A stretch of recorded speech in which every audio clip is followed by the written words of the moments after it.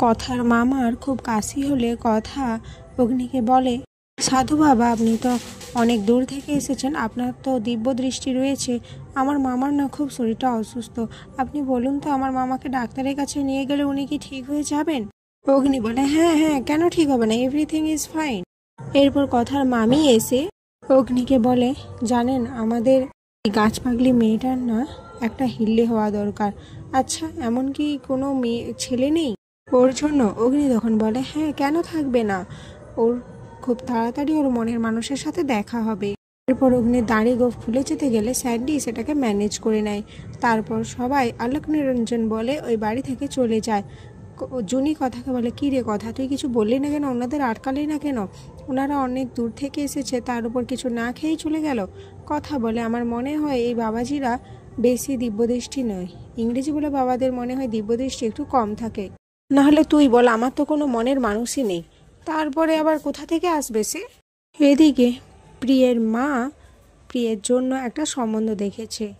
তখন চিত্রা বলে, দেখো লেখা, আমার হয়তো বলাটা ঠিক হবে না, তুমি খারাপ ভেবো না, কিন্তু কি হবে বলো তো, এখনও আমাদের এ বাড়িতে তো অগ্নিরই বিয়ে হয়নি, আর তাছাড়া তোমাদের বাড়িতে কাউকে তো প্রিয় চিনেই না এখনও।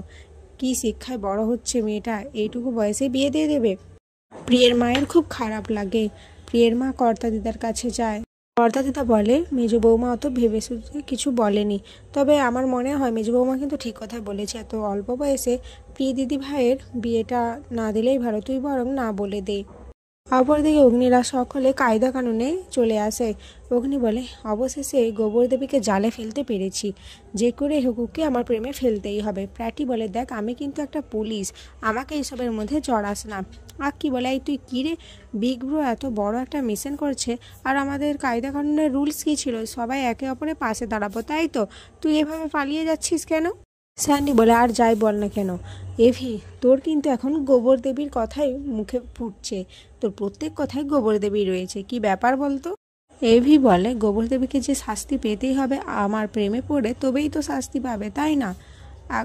এরপর দেখা যায় কথা তার মামাকে নিয়ে যে হসপিটালে আসার কথা ছিল, অগ্নিরা সেই হসপিটালে পৌঁছে যায়। সেখানে গিয়ে অগ্নি একজন নার্সের সাথে কথা বলে, আর নার্স অগ্নিকে চিনে ফেলে সেলিব্রিটি এভি রূপে। অগ্নি সেই নার্সকে ম্যানেজ করে এর প্ল্যানটা বলে দেয়।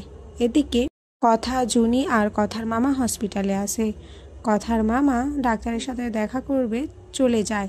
এদিকে জুনি আর কথা দাঁড়িয়ে থাকলে দেখতে পায় অগ্নি একজনকে রান্না করে খাওয়াচ্ছে শিঙি মাছের ঝোল। অগ্নি তার ফ্যানের প্রতি খুব লয়াল এটা বোঝানোর চেষ্টা করছে কথার সামনে। এদিকে কথা অগ্নিকে দেখে খুব খুশি হয়ে যায়। এরপর কথা জুনিকে বলে, এটাই হচ্ছে সেই পাচক মশাই। জুনি বলে, কিন্তু ওনাকে দেখে তো খুব ভালো মনে হচ্ছে, তুই তাহলে এরকম বলিস কেন ওনার নামে? কথা বলে, আরে তুই ওনাকে চিনিস না, ওনার যে কফির দোকান রয়েছে সেখানে মেয়েদের আনাগোনা, সমস্ত অপব্যবহার সেখানে ঘটে। তবে আমি কোন পাচক মশাইকে দেখছি? তখনই টিকটিকি ডাকলে কথা বলে, জুনি আমি যেটা ভাবছি সেটাই কি সত্যি? জুনি বলে, হ্যাঁ হতেও তো পারে, কিন্তু তুই তো মানবি না। আগামী পর্বে দেখা যায় আকাশ থেকে তারা খসে পড়েছে। কথা আর এভি দুজনে নিজেদের মনের ইচ্ছা জানিয়ে দিয়েছে, আর কথা দরজা খুলে অগ্নির সাথে দেখা করে। এখানে আজকের পর্ব শেষ হয়ে যায়।